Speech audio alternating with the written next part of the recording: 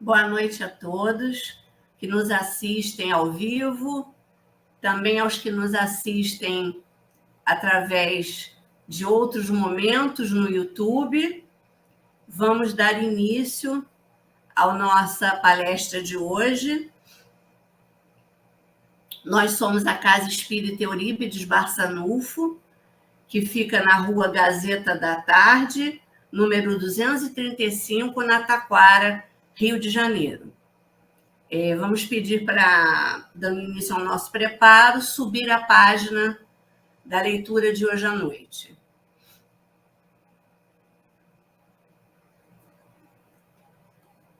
O nome é Página de Alerta. Na luta que te devora, aceita a vida qual é. Deus nos situa na prova por treinamento de fé. Trabalha, serve, auxilia. Não deixes o tempo em vão. O teu espírito guia, nem sempre está de plantão. Isso é uma página do livro Sinais de Rumo, de Cornélio Pires, psicografado pelo nosso Chico Xavier. Vamos fazer a prece de início. Então, vamos elevar os nossos pensamentos, pedindo ao Senhor Jesus que abençoe o trabalho dessa noite. Que todos presentes através da internet, a nossa palestrante, a todos envolvidos nesse trabalho, o Senhor Jesus nos abençoe, nos proteja, nos dê coragem e força, para que continuemos caminhando, como disse a página, sem esmorecer, sem cansaço, porque a luta é essa, e a jornada estamos trilhando.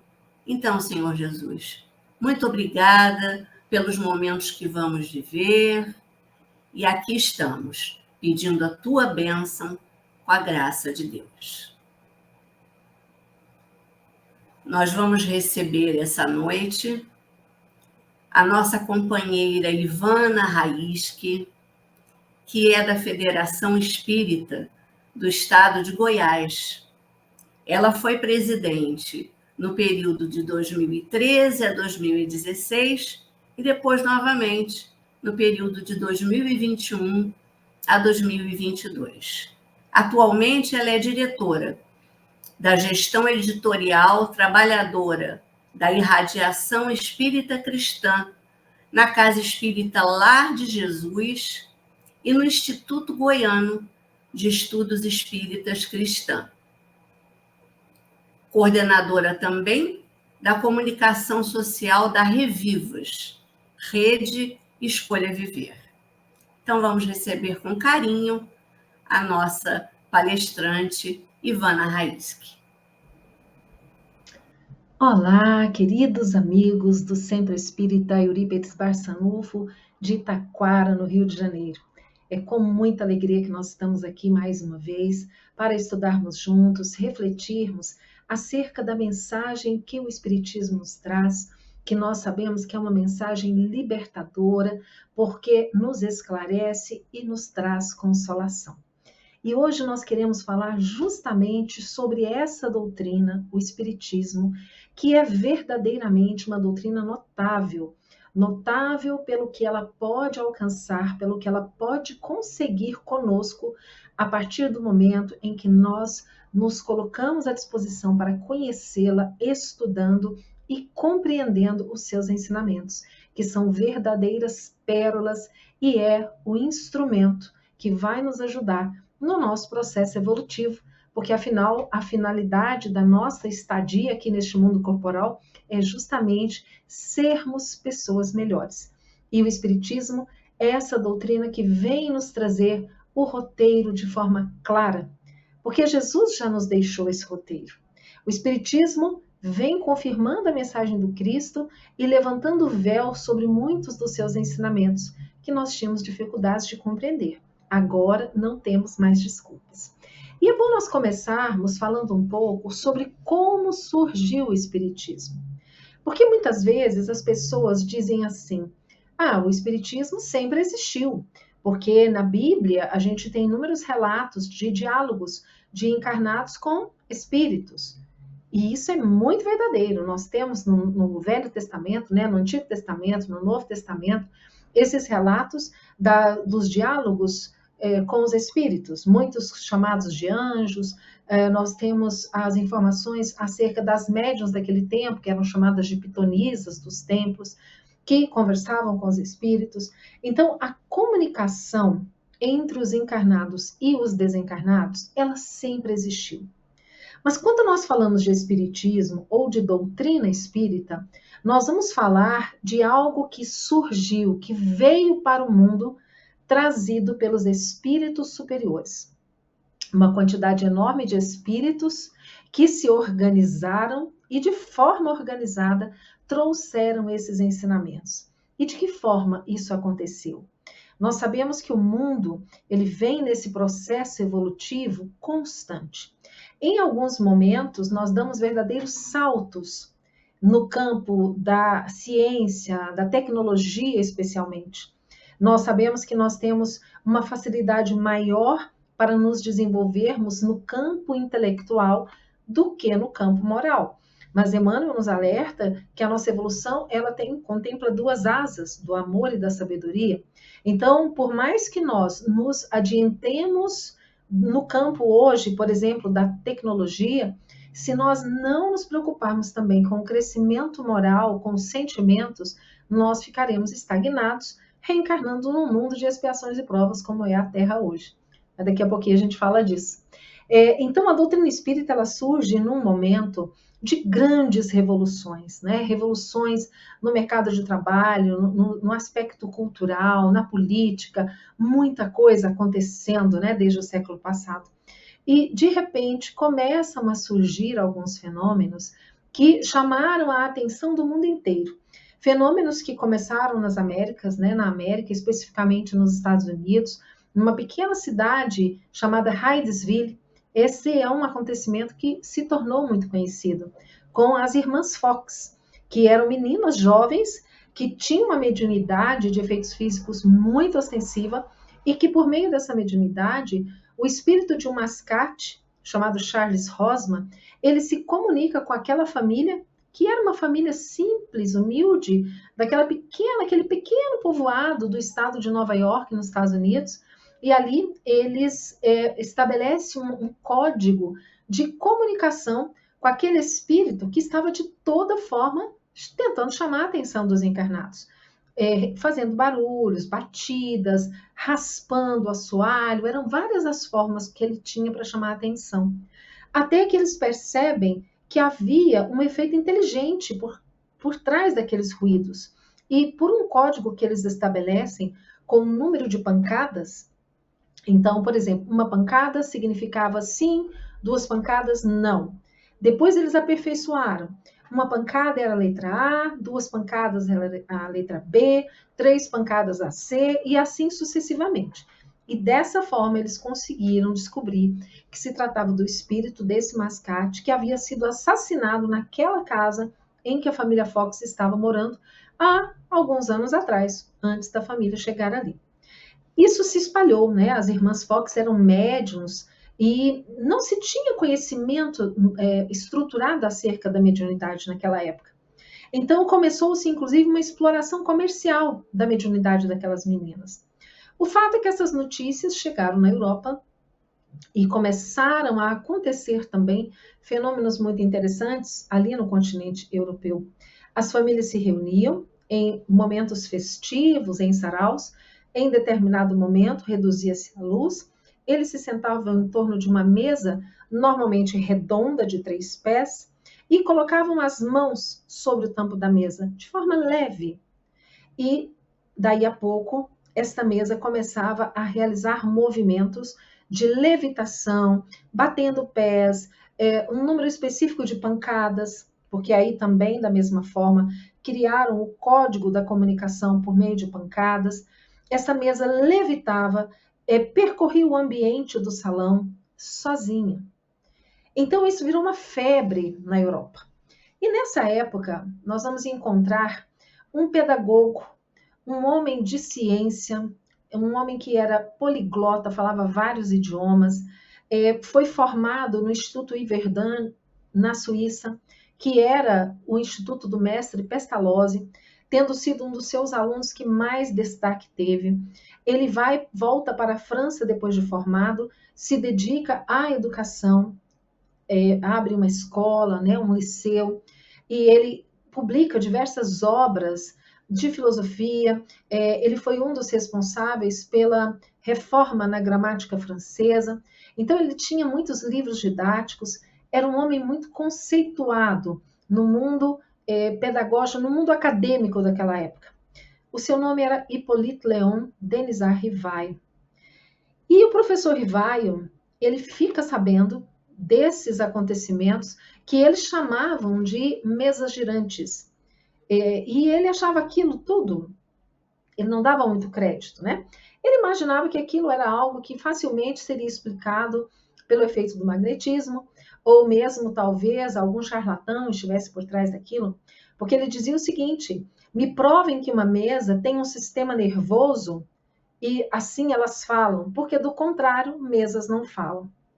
Mas ele começa a receber convites para participar de uma dessas reuniões. Um conhecido convidava, o outro convidava, e numa determinada ocasião ele foi convidado por uma pessoa de sua confiança. Era uma pessoa que ele sabia, conhecia a seriedade. Então ele resolve aceitar. E ele vai assistir uma reunião, e ali naquela reunião ele não esperava encontrar o que ele encontrou. Porque ele percebe que havia algo muito maior por trás daquele fenômeno daquela mesa que se movimentava.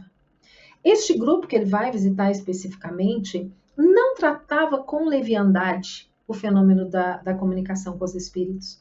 A maioria fazia isso. A maioria fazia perguntas frívolas, fúteis. Aquele grupo era um grupo sério. Então, eles faziam perguntas importantes, inteligentes, e as respostas que vinham pela mesa surpreenderam o professor Hippolyte Léon, porque ele percebeu que havia uma inteligência por trás daquilo ali. E ele então se dedica a estudar aquele fenômeno, começa a participar ativamente das reuniões, e ele então estabelece um método de pesquisa e de estudo. Porque vejam só, ele era um cientista, ele tinha uma mente cartesiana, né, racional. Então ele começa a se corresponder com diversos grupos mediúnicos que realizavam aquele tipo de sessão, grupos sérios como aquele que ele frequentava, e por meio de diversos médiuns, vários espíritos se comunicavam e enviavam respostas às perguntas que ele previamente encaminhava para esses grupos. Então, quando ele recebia também aqueles cadernos, porque quando ele conhece esse fenômeno, já haviam muitos cadernos com perguntas anotadas. Ele se dedica a organizar aquilo, a estudar o material, a observar onde havia concordância na resposta dos espíritos relativa àquele determinado tema. Então, imagine o tamanho do trabalho que esse homem teve para organizar todo esse conhecimento que ele obteve e lançar a primeira obra espírita no mundo, que é o Livro dos Espíritos, que foi lançado em 18 de abril de 1857, em Paris, na França. Mas aí muitas pessoas se perguntam, mas espera aí, você disse que o nome dele era Hippolyte Léon Denisard Rivail. Por que a obra tem a assinatura de Allan Kardec? Exatamente porque Ele sabia que o conteúdo que estava ali naquele livro não era dele.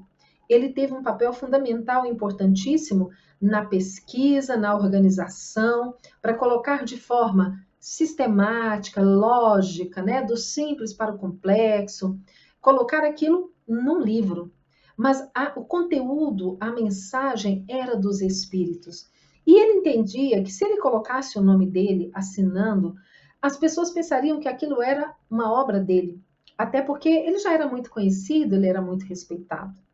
Então, ele é informado por um amigo espiritual que numa reencarnação anterior ele teria tido o nome de Allan Kardec, quando ele era um druida nas Galhas.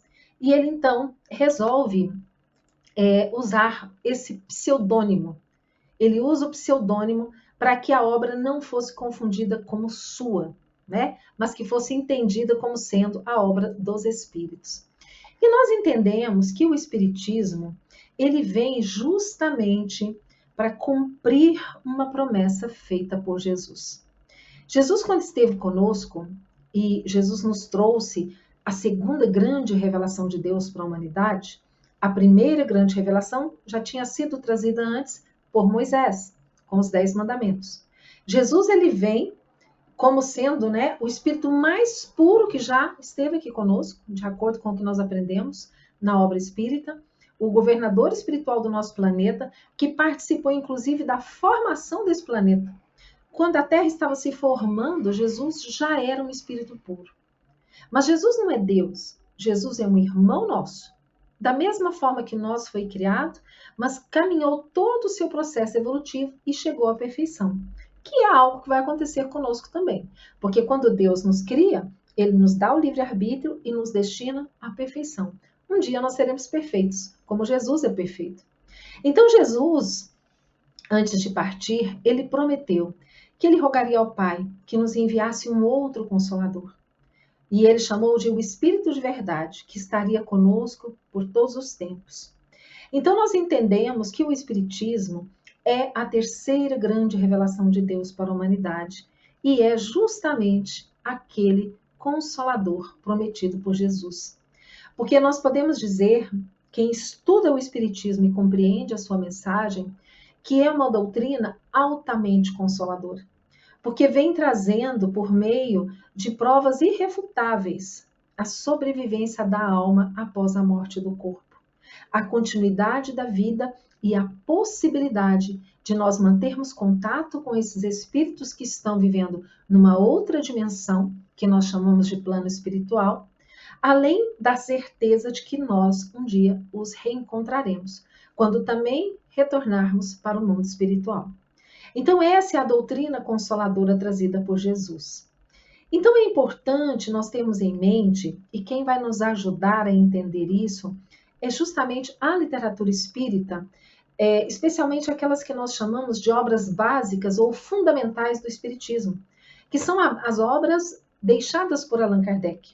Nós tivemos, então, né, a primeira obra, o Livro dos Espíritos, na sequência, o Livro dos Médiuns, depois o Evangelho segundo o Espiritismo, o Céu e o Inferno e a Gênese. Essas 5 obras nós conhecemos como o Pentateuco, ou as obras fundamentais ou básicas do Espiritismo. Nós temos outras obras como O que é o Espiritismo, obras póstumas de Allan Kardec, a Revista Espírita, a Viagem Espírita, que também são obras que vão nos trazer muitas informações importantes. Mas a nossa preocupação é sempre de começarmos pelo começo. E começar pelo começo quer dizer começar estudando o Livro dos Espíritos. E é justamente, né, nestas obras é que nós vamos encontrar o nosso objeto de estudo aqui, desta oportunidade. Nós vamos encontrar em O Livro dos Espíritos, lá na introdução, no item 1. Vejam o que Allan Kardec diz para nós. Diremos que a doutrina espírita ou espiritismo tem por princípio as relações do mundo material com os espíritos ou seres do mundo invisível. Os adeptos do espiritismo serão os espíritas, ou, se quiserem, os espiritistas.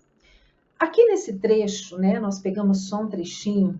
Anteriormente, Kardec diz o seguinte: para se denominar coisas novas, é preciso termos novos. Ele não poderia dizer que o espiritismo era uma doutrina somente espiritualista, porque doutrinas espiritualistas existem várias. Todos aqueles que acreditam que exista algo que sobreviva à morte do corpo é espiritualista. Então, nós temos vários segmentos religiosos que são espiritualistas. Ao contrário dos materialistas, que acreditam que a vida é só aqui, uma vez que morreu, acabou tudo. Então, ele dizia, a doutrina espírita, na sua generalidade, ou seja, de forma genérica, ela é sim uma doutrina espiritualista. Mas ela traz informações que são muito específicas dessa doutrina.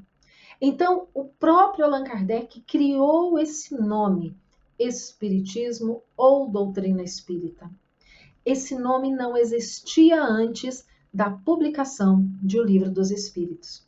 Por isso que quando alguém disser assim, mas o Espiritismo sempre existiu, não.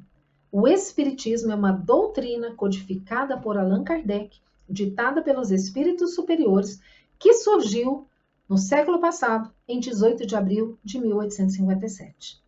Então, aí sim, Espiritismo só é o codificado por Allan Kardec.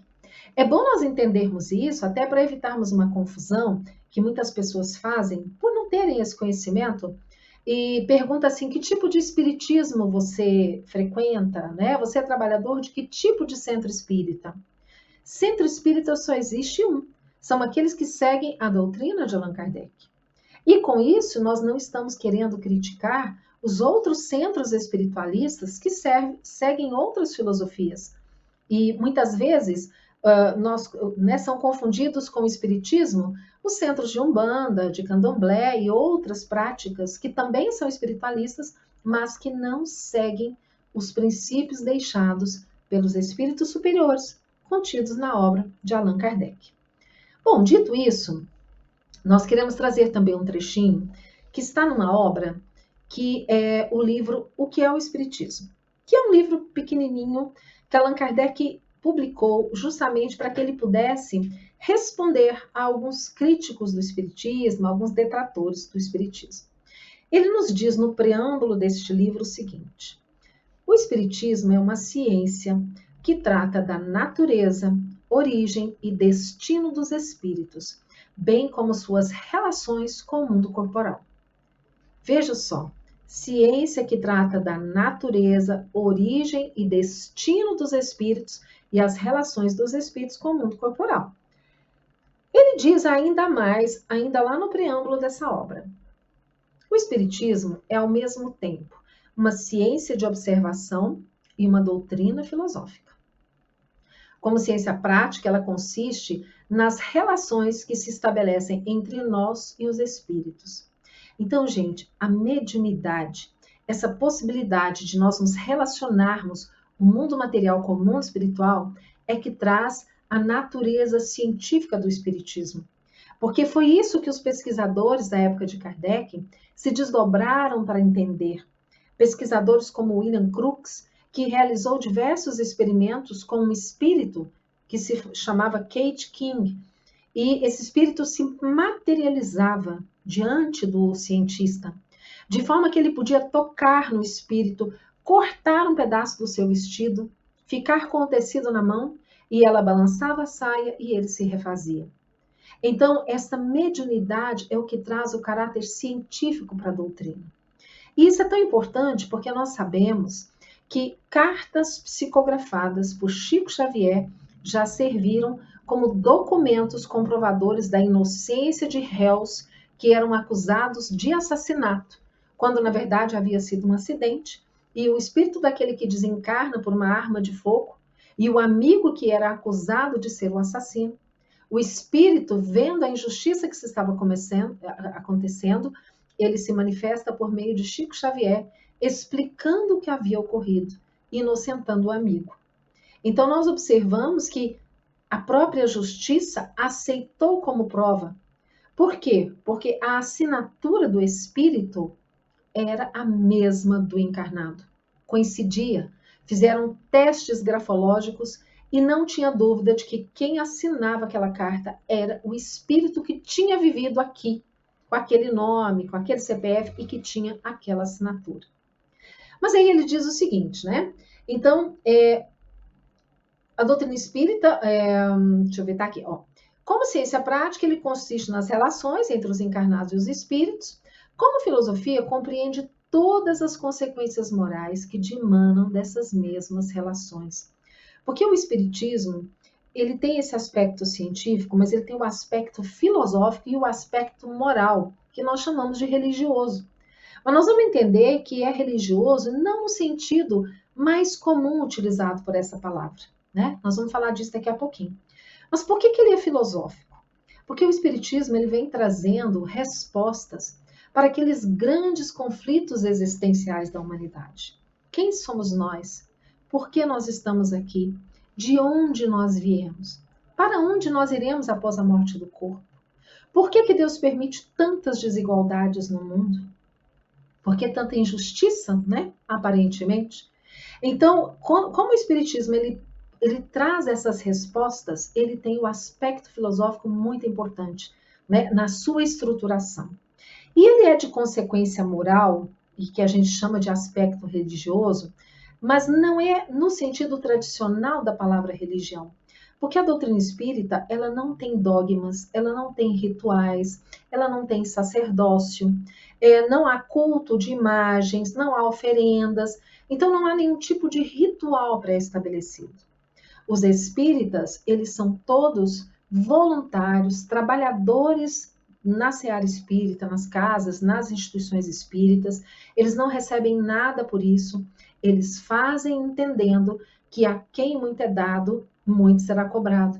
Então, é uma forma de nós fazermos pelo outro aquilo que nós gostaríamos que alguém fizesse para conosco, porque foi isso que Jesus nos ensinou. Então, o aspecto religioso do espiritismo, algumas pessoas dizem, né? O espiritismo não é religião. Ele é sim. Ele só não é religião nesse sentido tradicional que se percebe, né? Na maioria das religiões estruturadas, com todo esse dogma, esses rituais e tudo isso. Ele não tem essa característica. Mas ele é sim uma religião, porque a gente lembra que religião é uma palavra que vem do latim, do religare, que é justamente religar, é ligar o homem com o Criador, é ligar o homem com o nosso ser superior, causa primeira de todas as coisas. Então, esse é o aspecto religioso ou moral do Espiritismo. Bom, seguindo ainda, nós vamos agora lá na Gênese, que foi a quinta obra publicada por Allan Kardec. Em A Gênese, nós vamos encontrar o seguinte, lá no capítulo 1, no item 16. Assim como a ciência propriamente dita tem por objeto o estudo das leis do princípio material, o objeto especial do Espiritismo é o conhecimento das leis do princípio espiritual. Gente, isso aqui é tão importante, porque veja só, algumas pessoas, e a gente entende que são pessoas que não conhecem o Espiritismo, ou se conhecem, não compreenderam a mensagem. Algumas pessoas dizem que o Espiritismo está desatualizado, porque o Espiritismo ele é progressista, ele tem que acompanhar o avanço da ciência. Mas o que Kardec quis dizer com isso, o Espiritismo ser progressista e acompanhar o avanço da ciência, é no sentido das coisas que se referem ao mundo material, que é o objeto de estudo da ciência. A ciência humana, ela tem como objeto de estudo as coisas relacionadas com o mundo material. Mas o objeto de estudo do Espiritismo não está na matéria. O objeto de estudo do Espiritismo é as leis do princípio material, né? Na verdade, isso é da matéria. O objeto especial do Espiritismo é o conhecimento das leis do princípio espiritual. Então, o Espiritismo ele não se preocupa em estudar a matéria. Para isso, nós já temos a ciência da Terra. O Espiritismo estuda as coisas do mundo espiritual. E nesse ponto é que Allan Kardec diz, se em algum momento a ciência comprovar que o Espiritismo está errado, o Espiritismo abandona aquele ponto e segue com a ciência. Mas o que o Espiritismo propõe para nós como alicerce, como estrutura base da sua doutrina? São aspectos relacionados com o mundo espiritual, as relações do mundo material com o mundo espiritual. Se a ciência provar nesse sentido que o Espiritismo está errado, nós seguimos com a ciência. A verdade é que a ciência não se preocupa muito com esse estudo. Existem muitas iniciativas, mas ainda isoladas. Talvez um dia, quem sabe, se os cientistas se dedicarem a olhar além da vida material, eles possam nos trazer contribuições que possam contribuir com o que nós já temos trazidos pelos espíritos superiores. Então, é um equívoco muito grande os nossos irmãos quando dizem que o espiritismo é racista, que Allan Kardec era racista, que os espíritos da codificação eram todos homens brancos, europeus, de classe média alta. É uma falta de entendimento da mensagem do espiritismo, porque vejam só, nós somos espíritos imortais. Isso aqui hoje é um corpo que eu uso nessa reencarnação. Mas em outras existências, eu posso ter vindo num corpo masculino, de pele negra, ou asiático, ou eu posso ter vindo muito rico ou muito pobre, porque nós somos seres espirituais. Então, os espíritos que trouxeram a mensagem, eles assinaram, porque era necessário assinar, talvez com o nome em que eles eram mais conhecidos. Mas eles não eram europeus. Porque não existem espíritos europeus, espíritos brasileiros, espíritos. Não. Existe sim uma afinidade maior que nós temos com determinada região. Nós ouvimos falar muito nos espíritos hindus. Porque eles reencarnaram muitas vezes ali naquela região, cultivando o hinduísmo. Mas eles não são hindus, eles são espíritos, eles vivem no mundo espiritual. Então, da mesma forma, são os espíritos da codificação. Nós sabemos que muitas vezes se manifestam nos centros espíritas espíritos muito evoluídos com a aparência de um preto velho. Por que eles resolvem se mostrar para os encarnados com aquela aparência que eles tinham quando escravos? Um caso que eu conheço, que é um espírito muito amoroso, ele diz que foi a reencarnação que ele mais aprendeu, que ele mais evoluiu. Então ele tinha um carinho por quando ele tinha sido um preto, um escravo. Mas ele já tinha sido europeu, branco, cientista. Então nós temos que expandir um pouco mais do nosso pensamento e compreender melhor a mensagem do Espiritismo antes de afirmarmos bobagens como essas, né? Porque não, o Espiritismo não é racista, Kardec não era racista, não é? Então, bom, mas isso é outra conversa, né? Vamos seguindo aqui. Nós vamos encontrar numa outra obra, que é uma obra publicada pela FEB Editora, chamada Espiritismo Básico. O autor é Pedro Franco Barbosa. Ele nos diz assim: fatos ou fenômenos espíritas, isto é, produzidos por espíritos desencarnados, são a substância mesma da ciência espírita, cujo objeto é o estudo e conhecimento desses fenômenos para a fixação das leis que os regem. Ou seja, está confirmando aqui, né, que nós temos que estar atentos para em que aspecto algum dia o Espiritismo pode estar desatualizado. Ainda não é o caso, né? Não chegamos nisso aí. Vamos buscar agora uma outra obra importantíssima dentro desse Pentateuco espírita, que são todas importantes, mas é uma das nossas queridas, que é o Evangelho segundo o Espiritismo. Lá no capítulo 1, no item 5, nós encontramos assim, Kardec nos diz: o Espiritismo é a ciência nova que vem revelar aos homens, por meio de provas irrecusáveis, a existência e a natureza do mundo espiritual e as suas relações com o mundo corpóreo. Percebam que ele sempre reforça isso nas obras. Ele falou disso no Livro dos Espíritos, ele falou disso na Gênese, ele falou em O que é o Espiritismo. Ele sempre reforça qual é a natureza da ciência espírita. É justamente, né, esta inter-relação dos encarnados com os desencarnados, como é a vida no mundo espiritual.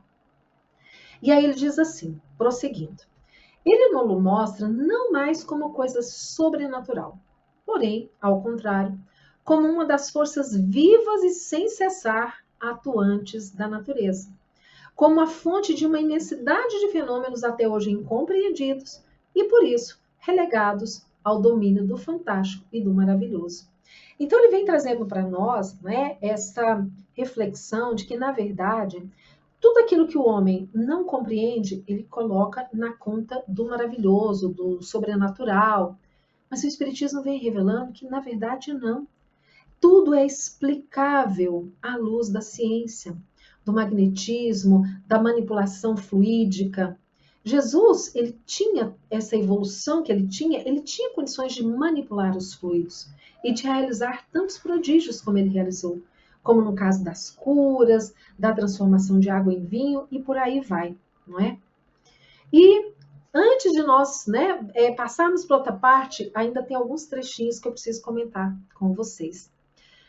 O Espiritismo é uma doutrina filosófica de efeitos religiosos, como qualquer filosofia espiritualista, pelo que forçosamente vai ter as bases fundamentais de todas as religiões: Deus, a alma e a vida futura.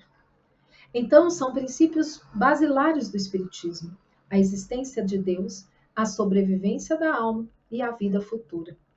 Isso está lá em obras póstumas.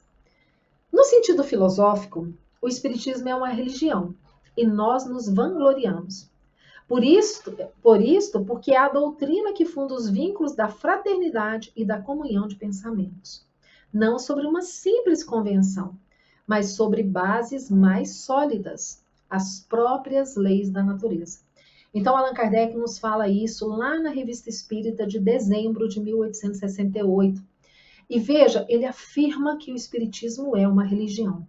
Quem diz o contrário não está compreendendo a mensagem de Allan Kardec, tá?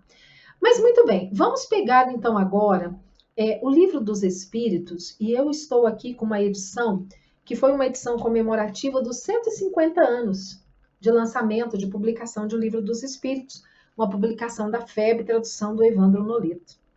E ele nos traz aqui nos prolegômenos, na introdução, na verdade, na introdução do Livro dos Espíritos.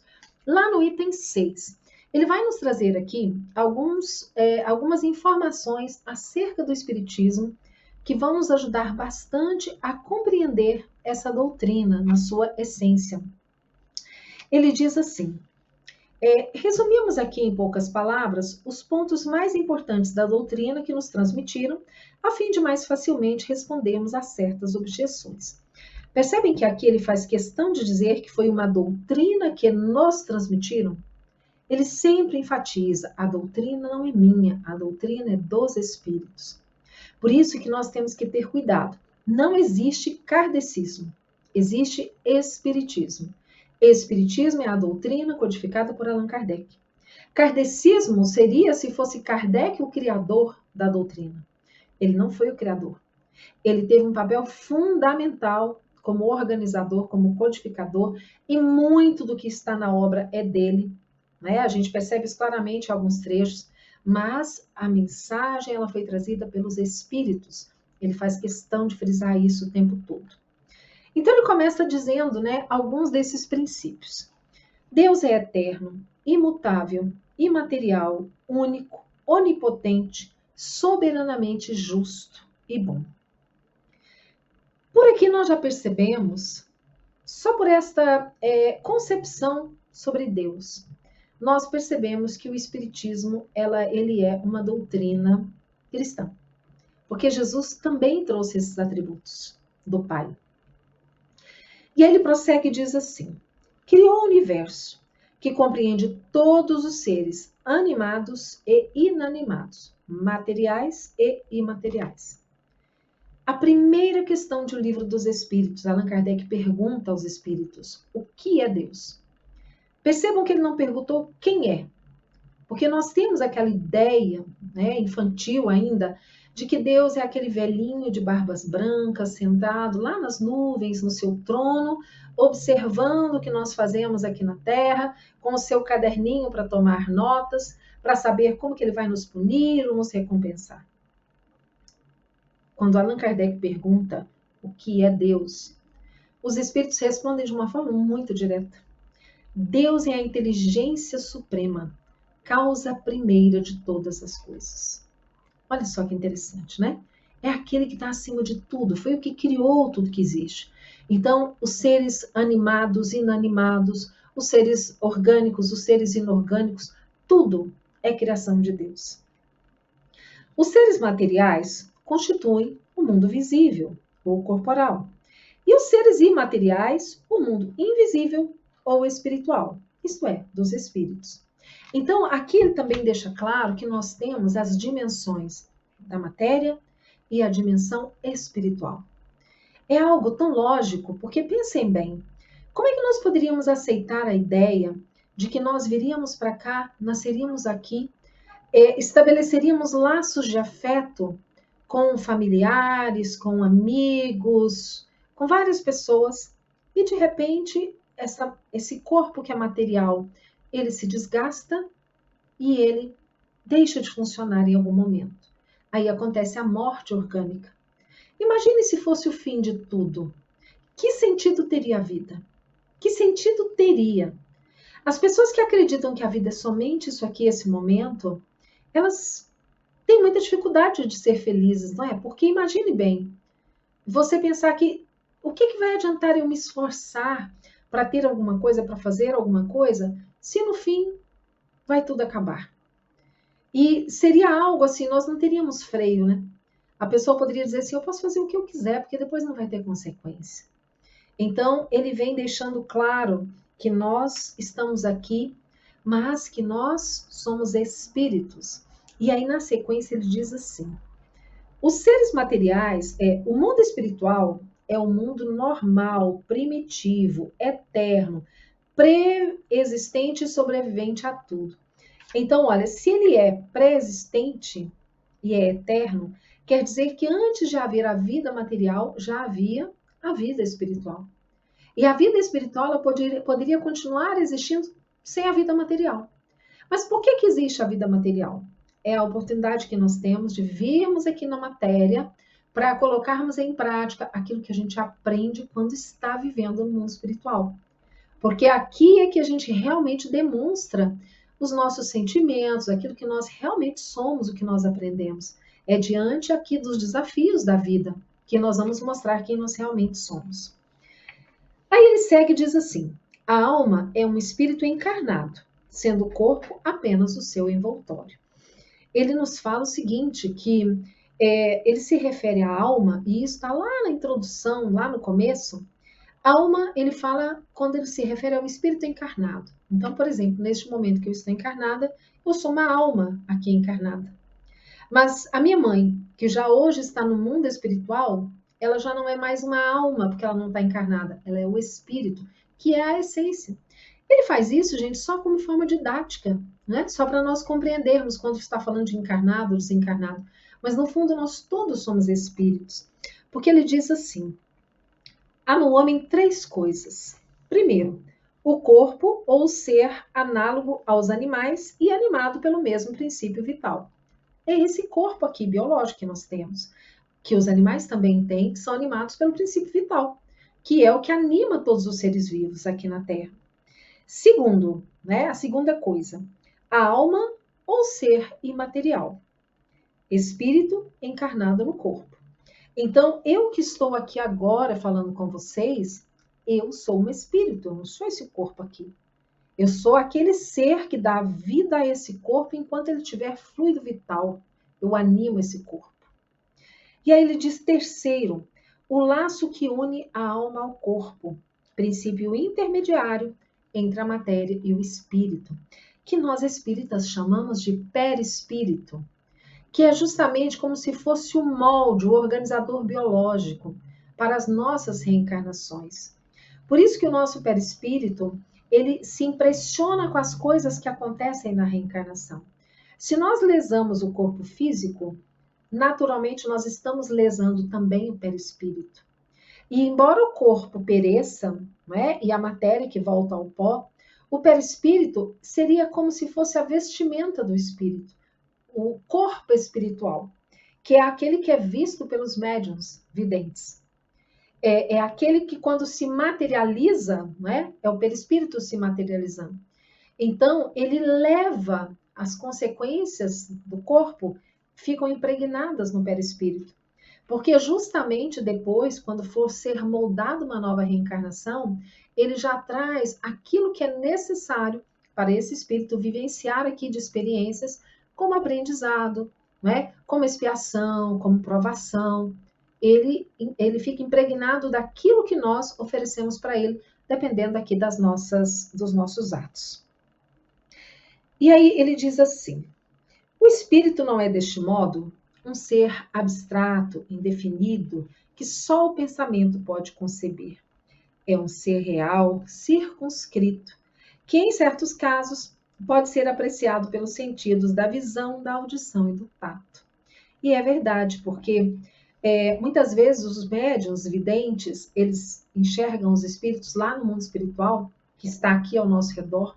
Enquanto eu estou aqui falando com vocês, existem muitos espíritos aqui comigo. Provavelmente aqueles que querem, inclusive, ajudar, inspirando nas palavras, outros que estão acompanhando também, aprendendo. E aqui eles são seres tangíveis muitas vezes, porque eu não sou uma médium vidente, então eu não enxergo os espíritos. Mas se o espírito se materializar, aí todos nós podemos ver. Existem, né, muitos fenômenos de materialização.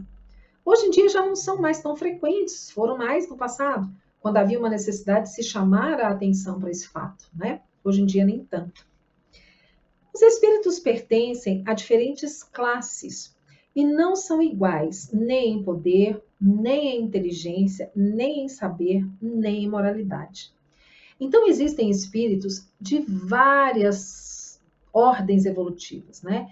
Espíritos que já são perfeitos, que já são puros, que já passaram por toda a escala e chegaram à perfeição, como é o caso de Jesus.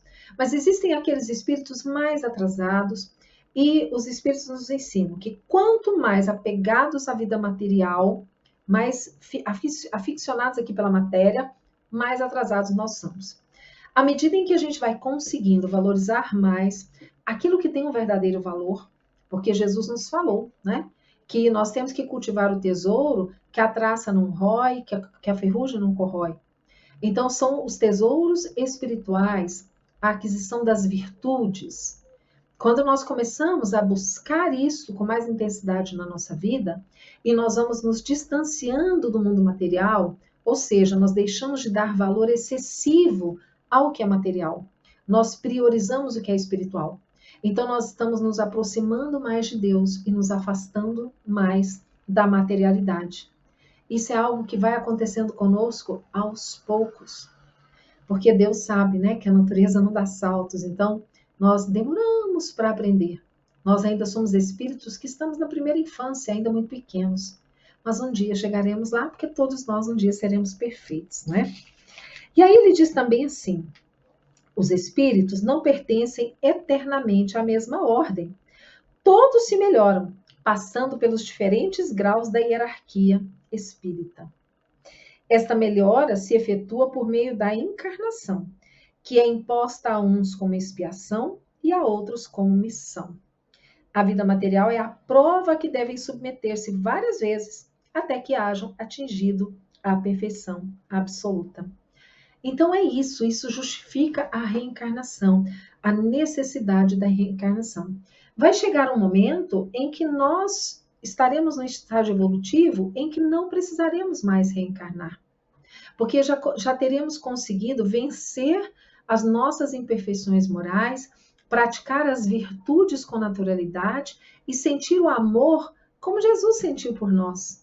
Porque Jesus, ele nos recomendou, ele disse que 2 mandamentos poderiam substituir todos os outros, né? Amar a Deus como todas as coisas e amar ao próximo como a si mesmo. Então nós temos que cada dia mais buscar desenvolver em nós esse amor a Deus, que é o nosso Pai de amor e bondade, o amor ao próximo, que eu começo a enxergar como meu irmão, e o amor a mim mesmo, porque não tem como eu amar o outro se eu não consigo nem me amar, não é? Bom, e ele fala também que essa evolução, né, essas existências, elas podem acontecer na Terra ou em outros mundos. Então nós não estamos vinculados eternamente ao mesmo mundo. Nós sempre seremos colocados num mundo que seja compatível com o nosso grau evolutivo. Isso quer dizer que se nós estamos na Terra, que de acordo com os espíritos é um mundo de segunda categoria, mundo de expiações e provas, onde o mal ainda prepondera sobre o bem, nós estamos aqui porque nós ainda temos que aprender as lições desse tipo de planeta. A Terra está evoluindo, como tudo evolui. A Terra está no momento de transição e deixará de ser um mundo de expiações e provas para se tornar um mundo de regeneração. Aqueles espíritos que estiverem em sintonia com esse momento, ou seja, que estiverem se esforçando, buscando o bem, permanecerão na Terra. E aí a gente se lembra quando Jesus disse, né? Bem-aventurados os mansos, porque herdarão a terra. Aqueles que não estiverem em sintonia com a evolução do planeta serão levados para reencarnarem em outros mundos mais atrasados que a Terra. E não é punição de Deus, porque Deus não pune. Ele nos dá a oportunidade que nós precisamos para o nosso conhecimento, para o nosso crescimento espiritual, para a nossa evolução. Outra coisa que ele deixa claro, né, é que a encarnação ela sempre acontece na espécie humana. Nós entendemos que não é possível, uma vez que o espírito seja já criado, o espírito humano, que ele volte para reencarnar em animais, conforme outras doutrinas reencarnacionistas acreditam. Nós sabemos que, na verdade, o espírito ele não retrograda, ele não perde o que ele evoluiu. Ele pode estacionar, mas não voltar. Isso é importante, né? Os espíritos encarnados habitam os diversos globos do universo. Ele está falando da pluralidade dos mundos habitados. Que quando nós olhamos para o céu à noite, nós enxergamos tantos astros maravilhosos, ali nós podemos ver outros mundos que vivem espíritos criados por Deus em diferentes estados evolutivos, né? Os espíritos exercem sobre o mundo moral o mesmo sobre o mundo físico, uma ação incessante. Porque o espírito, quando ele desencarna, ele é chamado de espírito errante. Quando ele precisa reencarnar, ele é espírito errante. Ele está no mundo espiritual aguardando a oportunidade da reencarnação. E eles interagem conosco o tempo inteiro. E eles influenciam muito. Tanto que quando Allan Kardec perguntou se os espíritos influenciam nos nossos pensamentos e atos, os espíritos responderam assim: muito mais do que imaginais. De ordinário, são eles que vos dirigem. Ou seja, existe uma influência espiritual muito grande. As comunicações, então, dos espíritos com os homens, elas podem ser ocultas ou ostensivas. Ocultas nesse caso, né? Quando o espírito nos influencia a agir dessa ou daquela forma. E aí é só nós pensarmos assim: que tipo de pensamento eu tenho? Que tipo de atitude eu tenho? Porque quando eu identifico isso, eu sei que tipo de espírito está do meu lado. Porque semelhante atrai semelhante. Então eu vou ter bons espíritos comigo se eu tiver características também de bom espírito, de querer o bem, de fazer o bem. Por isso que, né, o lema do espiritismo é: fora da caridade não há salvação. E a caridade aí compreendida no sentido mais amplo, não somente, né, na questão da doação dos bens materiais. E aí nós vamos concluir dizendo assim: os espíritos nos ensinam que o egoísmo, o orgulho, a sensualidade são paixões que nos aproximam da natureza animal, prendendo-nos à matéria. Que o homem que desde este mundo se desliga da matéria pelo desprezo das futilidades mundanas e pelo amor ao próximo, aproxima-se da natureza espiritual. Ele diz também assim, que não existem faltas irremissíveis que a expiação não possa pagar. Ou seja, não existe nada que seja imperdoável. O homem encontra o modo de conseguir reparar esses erros nas diferentes existências que lhe permitem avançar, segundo o seu desejo e os seus esforços, nascendo do progresso rumo à perfeição, que é o seu objetivo final. Bom, nós temos então essa obra aqui, que é uma obra fundamental, que nós devemos nos dedicar a estudá-la, a conhecê-la e compreender os seus ensinamentos, porque ela traz em essência os princípios fundamentais dessa doutrina espírita, que é verdadeiramente notável, porque é capaz de transformar a nossa vida. Eu quero agradecer muito pela atenção de cada um de vocês, pelo convite da casa, e rogar que Jesus possa nos fortalecer hoje, amanhã e sempre. Um forte abraço. Até mais. Agradecemos a Ivana Raísque pelos estudos muito proveitosos que nos trouxe. Foi um prazer participar e ouvir a sua pesquisa, os seus estudos, os seus ensinamentos. vamos agradecendo a Jesus por esses momentos. Vamos chamar agora o nosso menestrel da noite, Reinaldo Ramos, que vai tocar uma música linda para nos agraciar. Pois não, boa Reinaldo? Noite. Conseguiu. Okay. Boa noite. Boa noite a todos. Eu vou cantar uma música chamada Óleo em Tudo, de Vilma Dantas, ok?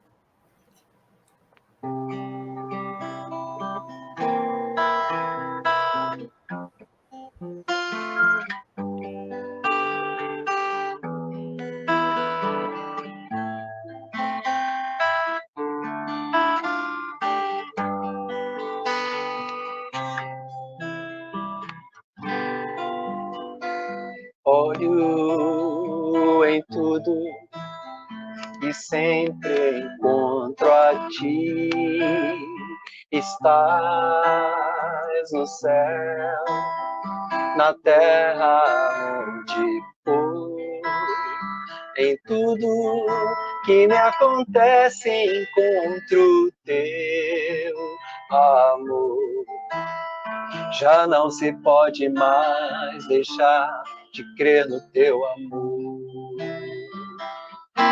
É impossível não crer em ti, é impossível não te encontrar, é impossível não fazer de ti meu ideal.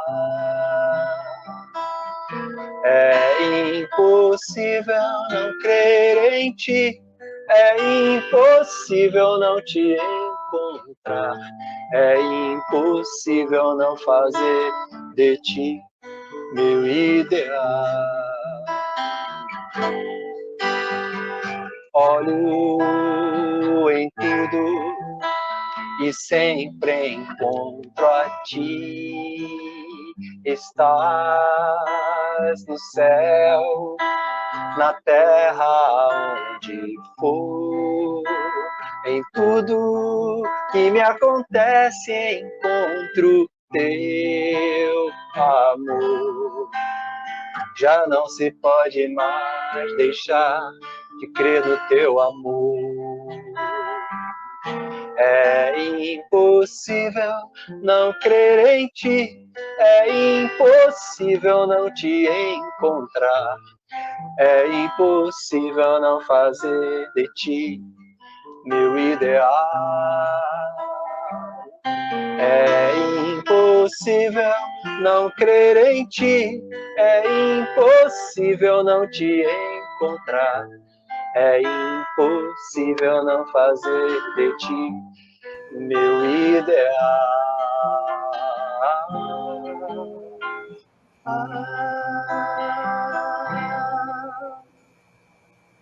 Muito obrigada, Reinaldo. Que bálsamo De nada. que é essa música. Que bálsamo. Eu que agradeço a oportunidade de estar com vocês nesse trabalho tão lindo. Que Jesus esteja conosco. Amém, que assim seja. Boa noite. Boa noite. Antes de encerrarmos, gostaríamos de ofertar, além desse banquete musical, gostaríamos de ofertar a Ivana Raísque uma trova do livro Trovas do Meu Baú, de Gilberto Bordalo, presidente de honra da nossa casa. E vamos pedir a Ivana que escolha um número de 1 a 100. 55. Perfeito. Então, vamos ofertar a trova de número 55.